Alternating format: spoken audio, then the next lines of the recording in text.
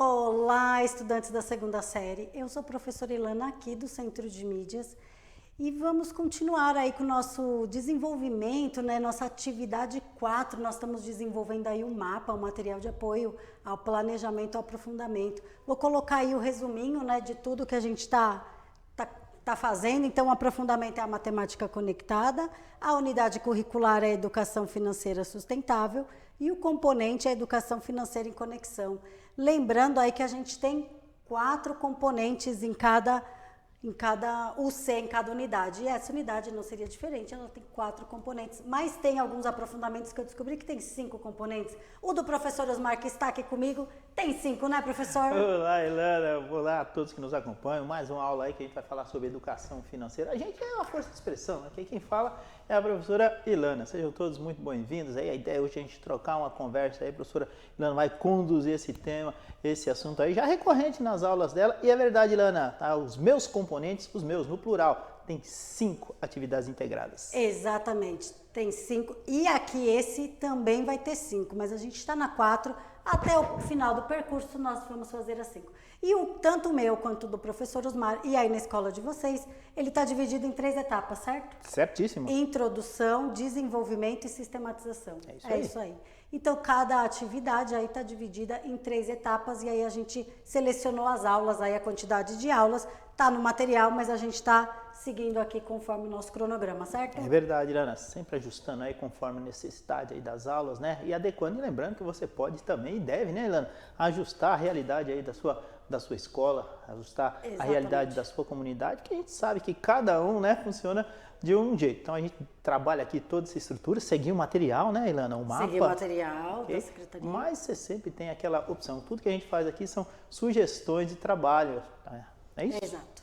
Então, nós estamos na atividade 4, eu vou pegar aqui a canetinha, não sei se eu vou conseguir, porque eu nem testei ela antes. Opa. Então, nós estamos aí na atividade 4, lembrando que o nosso tem até atividade, então tem a 1, tem a 2, tem a 3 que nós terminamos a 3 aí falando do jogo, né? Nós fizemos um jogo com os estudantes. Já quero começar a aula agradecendo. Opa, vamos legal. agradecer as 2 diretorias de ensino, diretoria Centro-Oeste e a diretoria de Taubaté. Obrigada aí, vocês não mediram esforços para essa aula acontecer. Obrigado, professor Osmar, que me ajudou aí na construção do tabuleiro. Imagina. A gente chamou lá os estudantes, eles deram um nome, né? Trilha financeira, percurso financeiro, o nome do jogo. Então, muito obrigada. A atividade 3 se completou aí com o percurso financeiro, aí, com o jogo. Muito obrigada. Então, nós estamos agora na 4 e tem a 5 também. Tem a atividade 5 e cada uma delas é dividida em 3 etapas. Como eu já disse,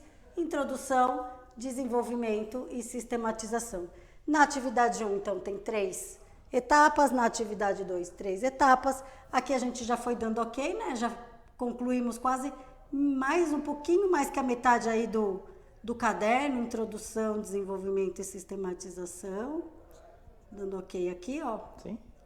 E introdução, desenvolvimento. Ficou tudo misturado. Eu vou apagar tudo porque ficou uma bagunça. Parece uma árvorezinha de possibilidades. Né? Exato. Vou apagar aqui, ó. Abrindo os galinhos aí. Mas bem legal. Então ficou assim, ó. Atividade 1 com 3. Isso. Atividade 2 com 3 etapas. Isso daí, né? Sim. Atividade 3 com 3 etapas. E a 4 que a gente tá também tem 3 etapas. As etapas: introdução, desenvolvimento e sistematização. Introdução, desenvolvimento e sistematização. Todas aí com essas 3 etapas, certo? Legal, dá para aproveitar. E temos as 5 ainda. 5 ainda. Temos 5. Então vamos lá. O objetivo da atividade 4 é começar a compreender índices e o que eles influenciam no nosso poder aquisitivo. O que é poder aquisitivo, professor? Quando a gente quer aquisitar alguma coisa, né? Quando a gente quer comprar. O que é poder aquisitivo? Quando eu falo poder aquisitivo, o que vem na sua cabeça? Poder aquisitivo, Ilana, tá? Eu associo com o que eu ganho e com o que eu posso comprar. Né? Então sempre faço essa associação. O meu poder aquisitivo. O que eu posso adquirir. Com aquilo que eu ganho, com aquilo que eu trabalho. Exato. O que você gasta, sem passar muito do orçamento, a gente vem falando bastante em orçamento, o que você gasta não pode passar. Então, esse poder aquisitivo E o que são índices, né? O objetivo dessa atividade é compreender os índices.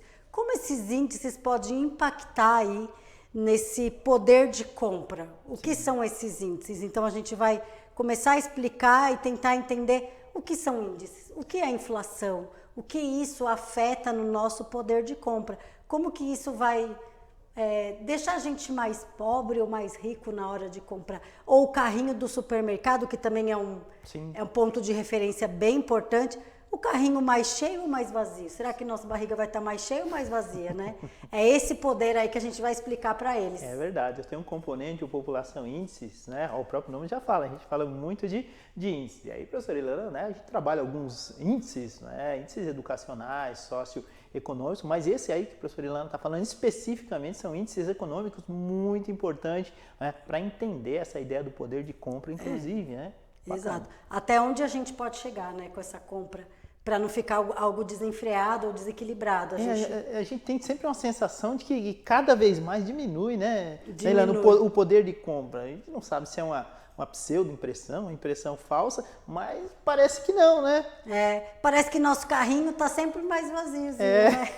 E a gente tem que colocar mais água no feijão. Não verdade. É mais ou menos isso? Sim. Então vamos lá. Então esse é o objetivo. Nós vamos aprender aí índices e como eles influenciam na nossa compra.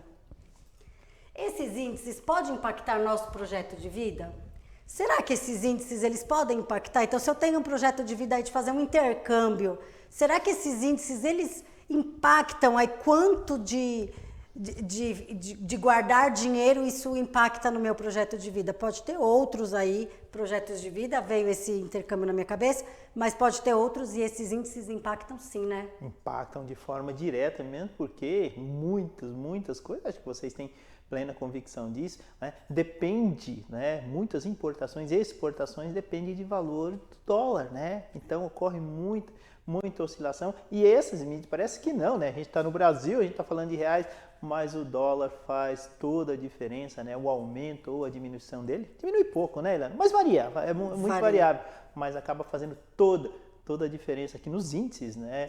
Que são analisados. Até o nosso alimento, né? O trigo é importado, então isso daí varia e o preço do dólar varia muito aí no nosso bolso. Muito. Então, se a gente for fazer um intercâmbio, se a gente mesmo quiser montar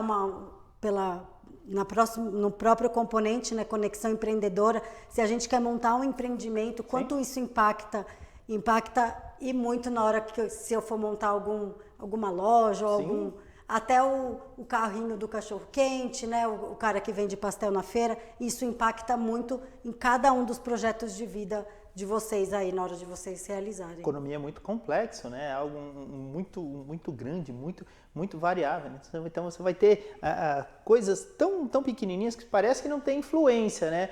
Mas acaba tendo. Você citou aí, né? O vendedor de cachorro-quente, tem tudo, né? Existe uma relação direta, por exemplo, que ele trabalha vendendo o quê? Vendendo produtos né? Que não tem um valor fixo, né? Ele tem que ter aquela rentabilidade. Cada dia que ele vai lá adquirir os produtos para fornecer, né? Para produzir aquilo que ele vende, tem diferença. E aí? Claro. Se ele comprar menos pão, ele vende menos. Se ele comprar menos salsicha, ele vende menos. Pois é. A dona da pastelaria também, se ela comprar menos insumos, ela vende menos. É um ciclo, né? Porque E aí, se ela não tem capital e fluxo, ela não entra o dinheiro. Sim, é engraçado, porque ele vai lá, compra os produtos, que a gente está falando micro, né? Mas é uma comparação interessante, né? Se ele compra aqueles produtos necessários para produzir aquilo que ele vende, e ele compra num preço mais alto, e aí ele fica numa encruzilhada, ele vai repassar esses custos para o consumidor final. Exato. E aí o nosso poder de compra Pois também é, né? diminui. Pois é. Então vamos lá, o valor estipulado que você estipulou aí na atividade 1 para concretizar o seu projeto de vida, será o mesmo durante todo o prazo que considerou para realizá-lo? Vocês acham aí que essas taxas e esses índices, se a gente realizou esse projeto, né, a gente idealizou em 2022, lá para 2023, quando a gente estiver acabando a terceira série do ensino médio, será que vai ser o mesmo? Será que as coisas vão ter o mesmo valor ou não? Eu acredito que não. Eu acho. Sinceramente. Eu acho que as coisas não estão caminhando para ser um preço fixo, né? Não. E assim, não é algo que a gente consiga determinar, isso que vai acontecer. Ou ter um projeto, né? Para daqui a 6 meses ou daqui a um ano, vou fazer isso. É tudo muito estável, né? Principalmente quando se fala em economia, esses índices variam muito. Muito. E não depende da gente. Não, né? não. E às vezes não depende nem... São questões muito amplas, não depende nem do próprio Às vezes governo, são investidores Sim.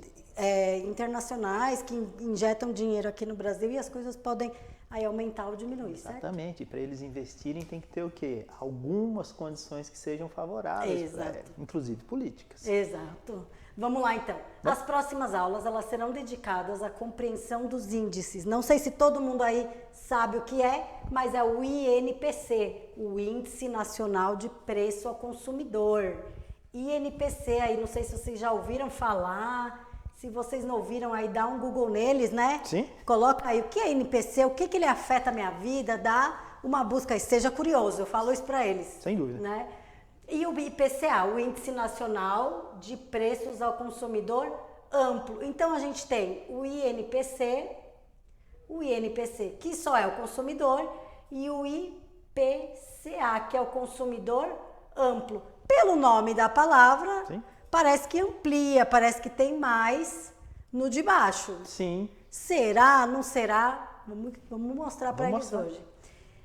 E que servem de referência para a meta da inflação. Então, esses dois índices, eles servem aí como base para medir aí a nossa inflação.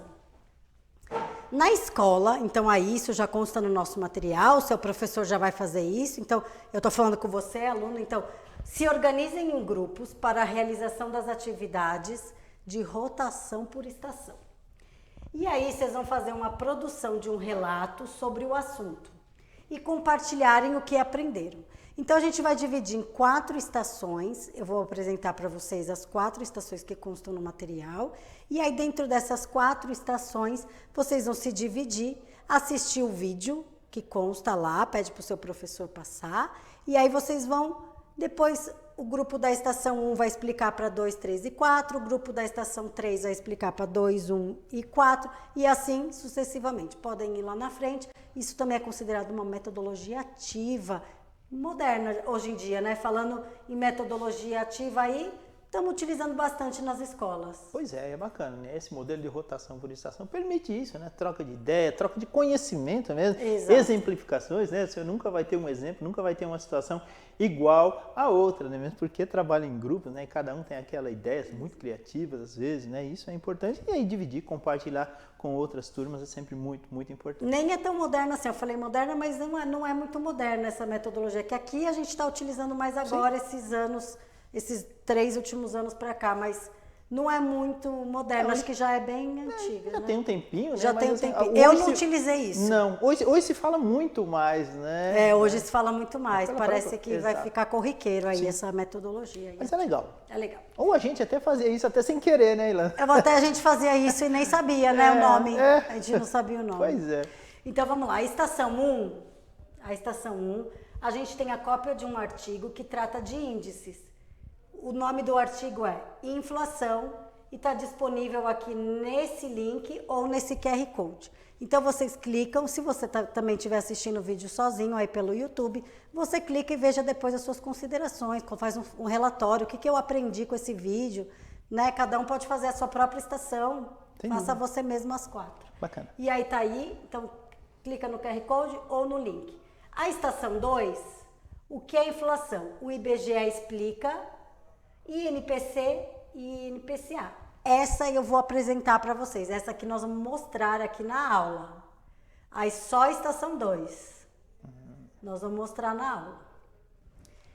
A estação 3 é um vídeo, 40 anos do IPCA, a história dos índices. Sabia que já tem 40 anos esses índices? Não sabia. Ou você achou que já era bem mais antigo? Não, tinha conhecido. É porque no Brasil dos anos 80 para cá, a economia mudou muito. Então, vários foram os índices que passaram, né? Que determinavam como se calculava a inflação. E o IPCA era apenas um deles, né? Já foram utilizados outros. Então, a gente está falando de 82. Exatamente. Para ter 40 anos. De alguns anos para cá, é que o IPCA passou a ser o mais utilizado. Né? Mas nesse período todo aí, né, inclusive de adolescência, de adulto, né, que a gente acompanhou isso aí, muitos foram os índices aqui no Brasil utilizados para medir inflação. E a oscilação do dinheiro era assim, né? Muito. Tinha muito, tinha nada, tinha muito, tinha nada. E a estação 3 é um vídeo também, quanto o brasileiro gasta e com o quê? Também é do IBGE. Esse vídeo aí vocês clicam no QR ou nesse linkzinho e assistam, é a estação 4. Eu, como já disse, eu só posso mostrar uma estação. E aí eles fazem aí a curiosidade deles para procurar as outras. Todos os assuntos, todos temas muito interessantes, instigantes, não é? Seja curioso, busque, é bem legal. Exatamente. E aí, então, nós vamos apresentar aí o vídeo para vocês e a gente já volta.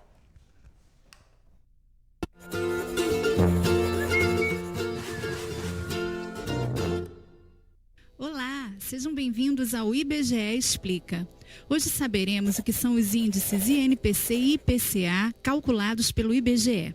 A sigla INPC corresponde a Índice Nacional de Preços ao Consumidor e a sigla IPCA a Índice Nacional de Preços ao Consumidor Amplo.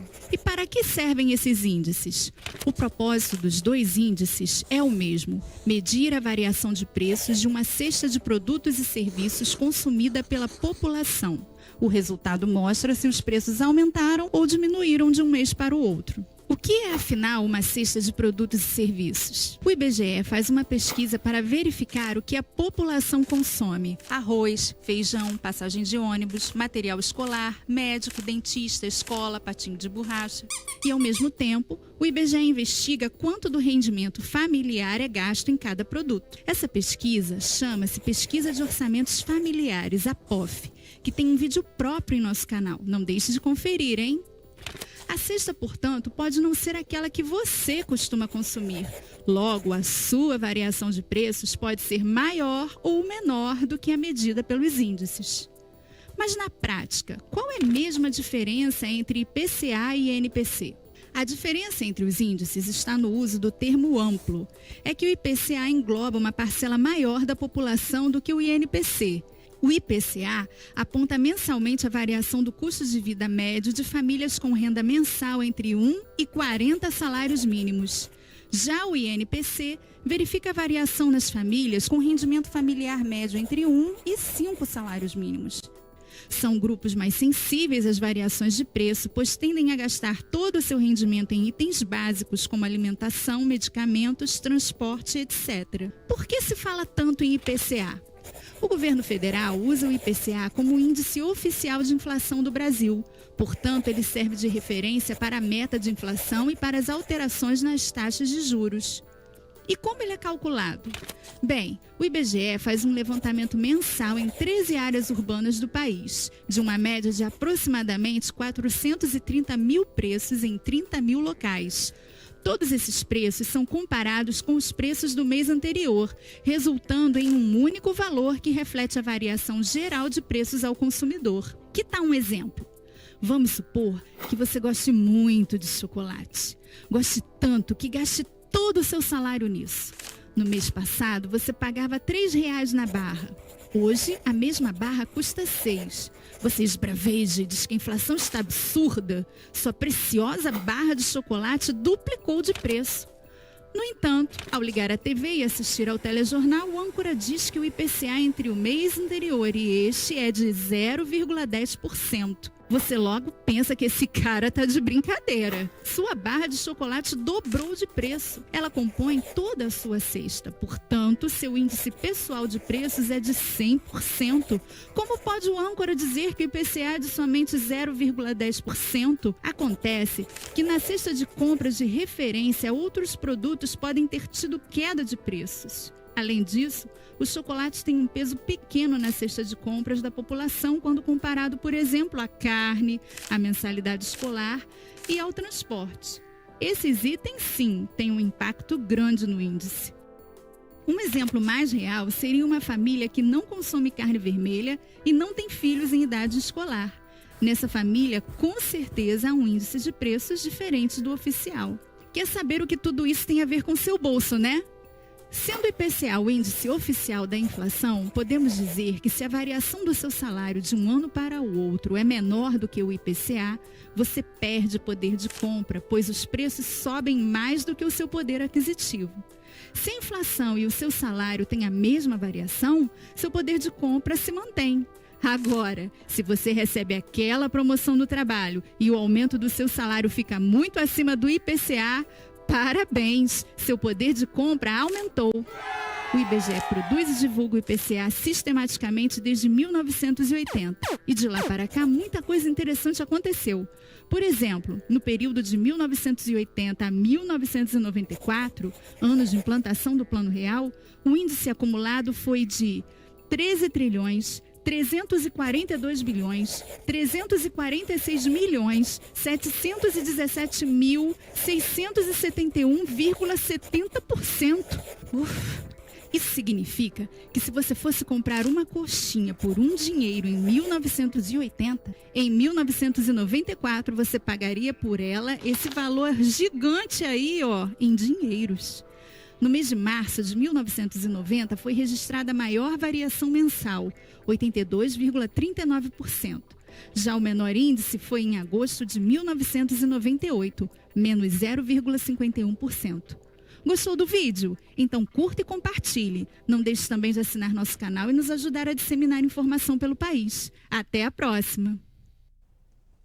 Eu adoro esse vídeo, professor Osmar. Você gostou? Ilustrador, maravilhoso, sim, muito didático. Muito, né? Acho que quem nunca ouviu falar em INPC e IPCA, esse é o melhor caminho. Esse vídeo ele ilustra muito o que a gente gostaria de falar. E ele, né, ele mostrou aí pelo vídeo. Eu amei esse vídeo, eu assisto sempre. É verdade, explica de uma forma assim, bem didática. E aí só leva em consideração 2 índices, né, que são os principais hoje em dia, né? Mas existem tantos outros aí que levam em conta outros fatores que acabam contribuindo para a inflação. Lembra que outro dia a gente estava até comentando, né? Quais são os índices levados em consideração, né, para se calcular a inflação? São muitos, né? São muitas variáveis, né? Mas assim, o IPCA lá, e o INPC aí, eles são muito utilizados e acho que bem esclarecedores, né, e se a gente for comparar esses índices, o meu índice é diferente do índice do professor Osmar. Nossa. Porque ele tem filho, eu já sou uma pessoa que não tenho filho, então por isso que é bom pegar o índice do consumidor entre 1 a 5 salários mínimos e 1 entre 40 salários mínimos, porque ele consegue pegar e amplificar bem a população brasileira, né? É verdade, ela exemplificou bem aquela situação, né? A minha sensação, em tese, né, ela é diferente da sua, por conta da própria realidade que a gente vive. Você citou 2 situações. A gente pode até consumir no carrinho do supermercado os mesmos produtos, claro, sim, mas a quantidade que vai ingerir esses produtos é outra, né? Sem dúvida. A realidade é outra. Eu acho que a minha sensação é bem maior, de poder de compra, é bem maior, sim, do que a sua. Eu tenho certeza. Tem essa impressão. Eu tenho certeza. Então, vamos lá. Então, para medir esses índices, o governo, né, que aí ele fala, né, o Brasil, ele pega aí a inflação.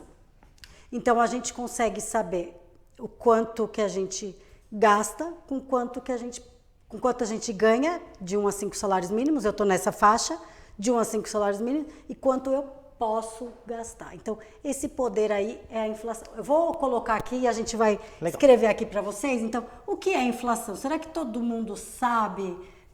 Porque é uma palavra tão corriqueira, né? Sim. Eu não vou comprar carne por causa da inflação. Sim. Eu não vou comprar isso por causa da inflação. A inflação aumentou. O celular tá caro por causa da inflação. Sim. Tudo é inflação. Será que todo mundo sabe o que é a inflação? O que será? Então, de forma aí bem didática, vamos Sim. dizer assim. Então, a gente vai colocar aqui a nossa cesta de alimentos, né? Então, vamos pensar aí porque é a nossa necessidade. O feijão, o arroz, eles existem, foi o que ela falou, né? O que mais que ela falou? Material escolar, né? Transporte.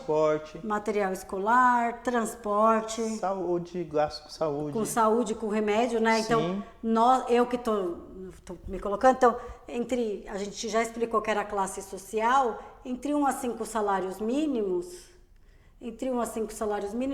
vai pensar em comer e, sim, sobreviver, né? Com a saúde aí, com arroz, com feijão.